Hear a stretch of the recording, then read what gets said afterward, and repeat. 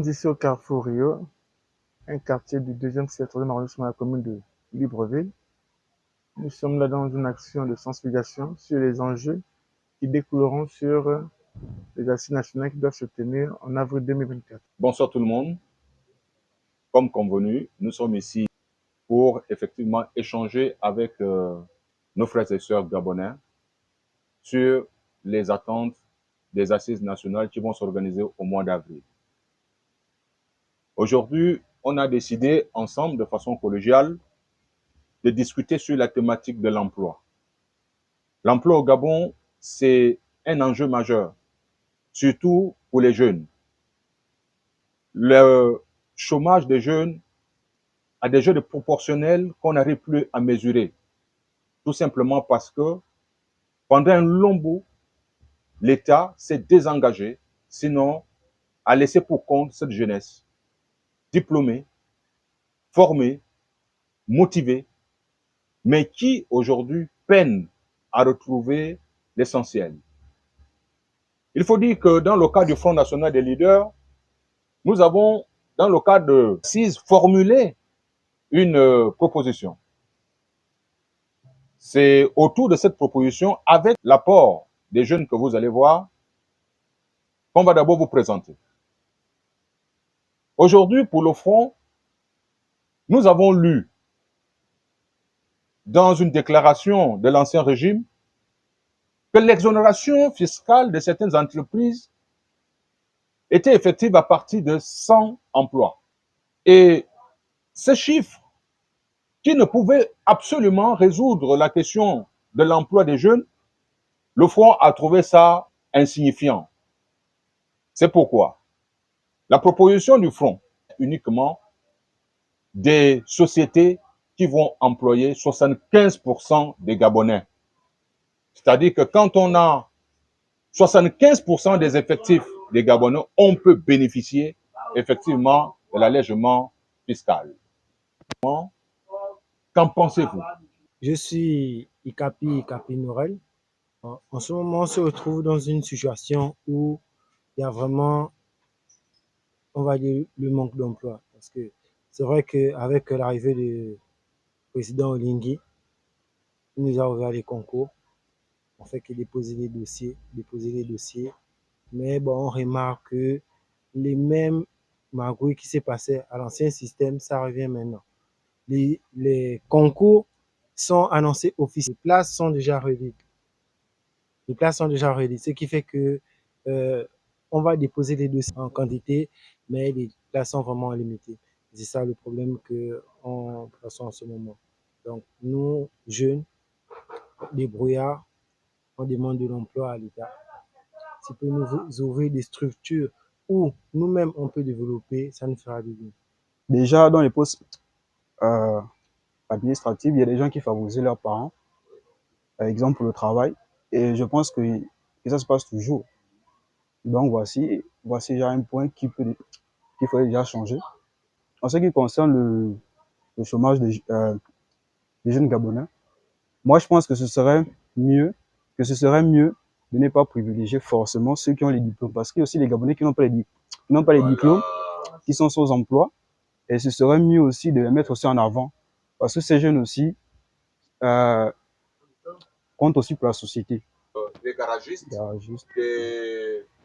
les tailleurs, maçonnerie et le reste, tout ce qu'on voit là, ils produisent 100 milliards de francs CFA chaque année, n'est-ce pas? Donc, ils brassent 100 milliards de francs CFA. Mais cet argent-là va où? Hein? Ça va chez eux, parce que ça ne tourne pas ici. Oui, c'est vrai. Donc, est-ce que cette proposition-là de la formation gratuite des jeunes non scolarisés, parce que les voisins sont diplômés, d'accord? Oui. Et ils parlent de concours. Les concours, mais celui qui n'a pas de concours, il parle de quoi? Il peut se sentir un peu rejeté, il peut se sentir exclu. Qu'est-ce qu'on peut dire au président alors? Qu'est-ce qu'on peut dire au gouvernement? Ce serait mieux de mettre quelque chose en place, voire accompagner ces personnes-là. S'il faut mettre quelque chose, par exemple, pour pouvoir contrôler les revenus. Vous êtes là des jeunes débrouillards, vous faites dans la photographie. Mais le président, lors de son adresse à la nation, nous avait promis l'ouverture d'une banque. Est-ce que vous comprenez? Une banque. Cette banque-là, qui va soutenir des initiatives de jeunes. Est-ce que vous êtes au courant, est-ce que vous avez suivi le discours du président lorsqu'il a annoncé la création éminente? Certes, on ne regardait plus, il faut le dire, hein, on ne regardait plus la une. Mais grâce au CTRI, on regarde désormais la une. C'est vrai ce que ce monsieur a dit. On regarde désormais la une.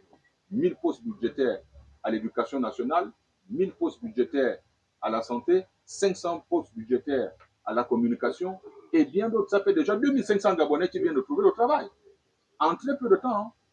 Mais en ce qui concerne l'élément de la banque, est-ce que vous avez besoin par exemple, de l'accompagnement pour la création des petites des petites PME? On va financer les individus qui sont porteurs de projets. Mais est-ce que vous avez déjà des projets? C'est pour tout le monde. Hein? Oui, c'est pour tout le monde. Je m'excuse hein, devant tout le monde. Il a dit, si tu as ton projet, le projet seulement, tu as bien réfléchi, tu amènes ton dossier. Si tu connais planter le piment seulement ou bien la tomate, tu vas tout faire. Il va tout faire pour te financer. Il ne te donne pas l'argent. Il te finance seulement ton projet.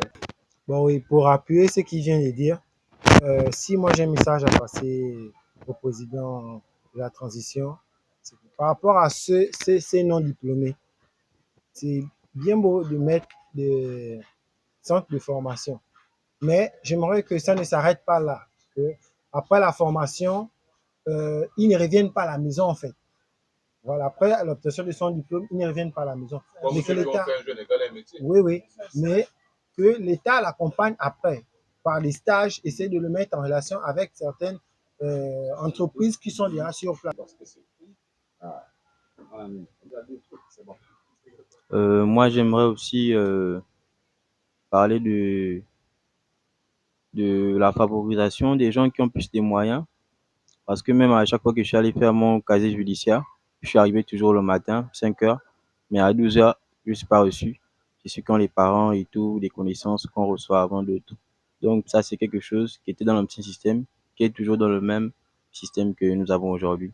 Et on a aussi besoin des mesures d'accompagnement dans ce que nous avons déjà, ce que nous proposons, comme par exemple les photos, les shoots qu'on fait, les tours. On a besoin d'être accompagné afin de pouvoir euh, avancer, professionnaliser bien sûr notre métier et aller plus loin que ce que nous faisons, avoir des studios photos professionnels et autres. C'est un peu ça le problème que nous rencontrons. C'est un peu ça. Au Gabon, les familles monoparentales sont nombreuses. Les filles se retrouvent avec des enfants seuls. Et parfois, le père décide d'aller faire d'autres aventures. Nous constatons que, également de l'autre côté, que le mariage aujourd'hui coûte cher. Le mariage coûte excessivement cher. Épouser une fille, une femme, si on n'a pas 5 millions, vraiment, rien ne peut se faire. Si on risque de s'arrêter tout simplement à la coutume avec 2 millions, ou encore, les salles coûtent excessivement cher. Alors, nous avons formulé ceci comme proposition. On va discuter de ça aux assises. On a dit la prise en charge obligatoire à partir du 4e enfant du couple. Notre pays souffre d'un problème. Aujourd'hui, il y a le chômage. Mais vous allez constater qu'on peut créer toutes les entreprises. Chacun d'entre nous peut créer des entreprises. Mais ce qui fait la force d'un État, c'est sa population. Notre marché intérieur est comment fait? Vous voyez, c'est un petit marché. Donc, imaginez seulement le métier de shooter. Le shooter était là, il pouvait s'en sortir avec 100 000. Il a suffi seulement qu'il ait 3, 4, 5, 6 shooters. Aujourd'hui, le capital, le bénéfice n'est plus le même. Ça voudrait dire que la population n'est pas nombreuse. Tout le monde a déjà la photo du shooter à la maison. Est-ce que vous voyez? Or, si nous avons une population de grande taille, on peut avoir 100 shooters ici à Rio. Chacun va rentrer avec son argent. C'est ça ce qu'on appelle la force de la population dans l'économie. En ce qui concerne le Gabon, on a dit, si nos sœurs n'arrivent plus à faire les enfants, c'est tout simplement parce que l'État a abandonné la charge aux seules familles. Imaginons une femme qui a fait 3 enfants avec un homme et ce dernier l'abandonne. C'est fini. La vie est difficile pour cette dernière. Mais si on fait la gratuité des soins de santé, d'éducation, du logement à partir du 4e enfant du couple, je vous assure qu'aucun homme ne pourra plus abandonner sa femme après avoir fait 3 gosses. Vrai ou faux? Qu'en pensez-vous? Je m'appelle Boulamba Marie-Stéphanie. Je suis une commerçante et j'ai les enfants. Et je n'ai pas de mari. Je vends la Rio là. Mais il y a la mairie qui nous embête. Et maintenant, si nous on quitte là, on va faire comment pour nourrir nos enfants? On a les enfants qui vont à l'école. On n'a pas de mari. Nous, on est en train de quitter sur la route. Nous, on va faire comment? On n'a pas de salaire. On fait comment? Je ne sais pas comment on peut faire parce que nous sommes des parents d'élèves. Nous, on envoie nos enfants avec ça et nous, on nourrit ici nos enfants. On paye ici le loyer ici à cause de notre commerce. Maintenant que vous nous chassez, on fait comment?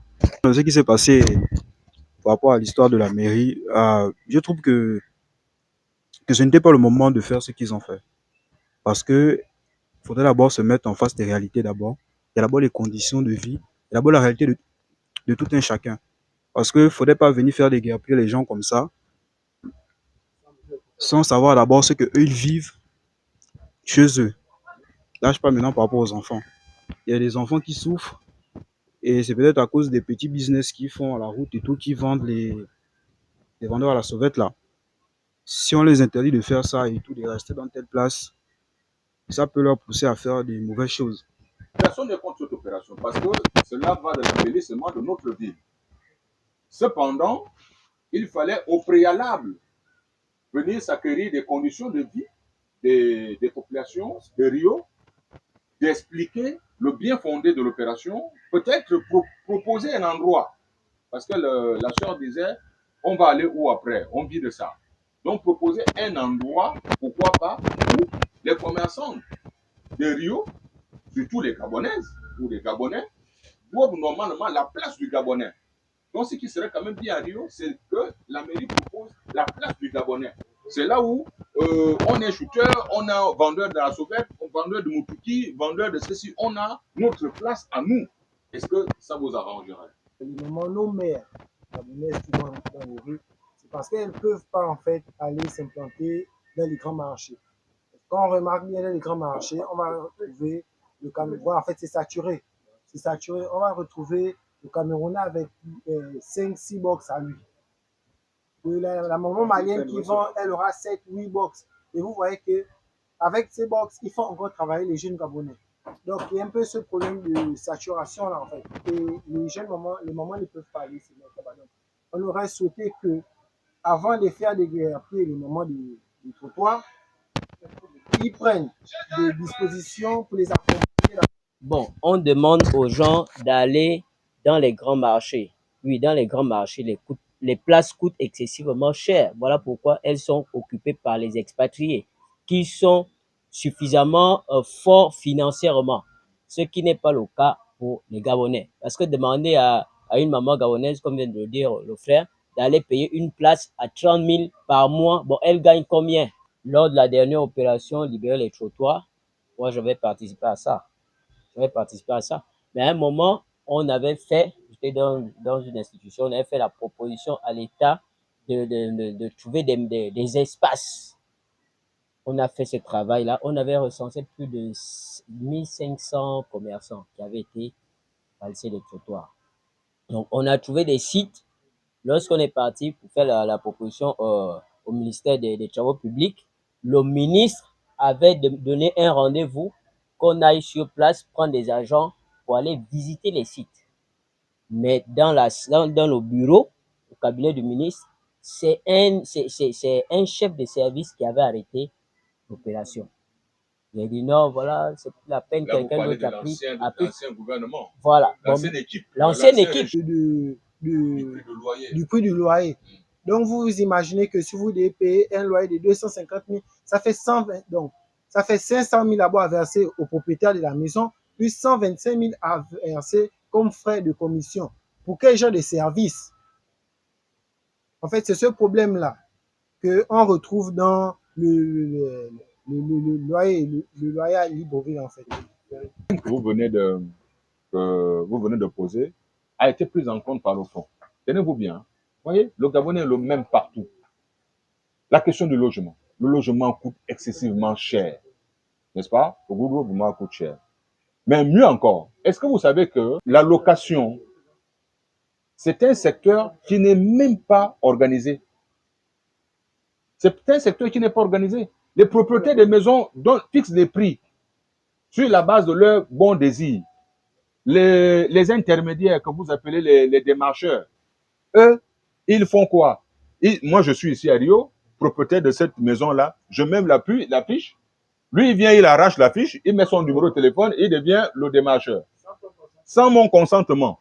Mais après, il va me dire, ben, monsieur, contentez-vous seulement du prix de votre loyer. Moi, je vous ai déjà amené le client. Laissez-moi faire avec le client. Le fonds a fait une proposition. On a dit, on doit créer l'Agence nationale du logement.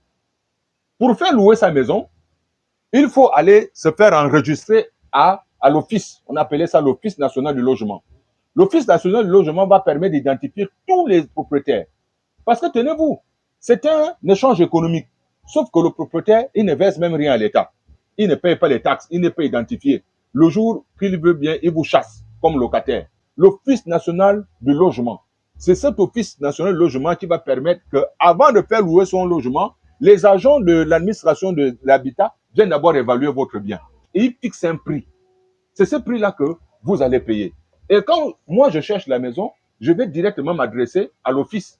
Je m'en vais à l'office pour les catégories de maisons libres dans la zone choisie. Et c'est à partir de là qu'on aura le respect du locataire, le respect du propriétaire. Donc l'État peut prélever 10%, pourquoi pas, quelque chose, même 5% ou 1%, pour effectivement permettre aussi à ce que les agents qui vont faire l'expertise, les agents qui vont faire les contrôles, puissent effectivement voir. Et quand on n'est pas enregistré à l'office, on ne peut pas faire louer sa maison. Est-ce que vous voyez? Et ça va tout de suite éliminer les démarcheurs. Ça va également régulariser le prix. Mais tenez-vous, vous savez combien l'État paye un fonctionnaire catégorie A1, ce que l'État lui verse comme indemnité de logement? 150 000.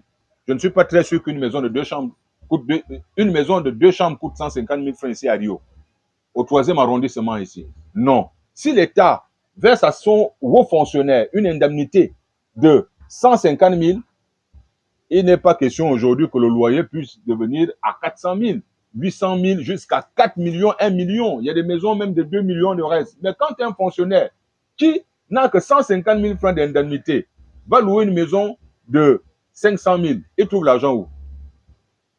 Certainement dans les caisses de l'État.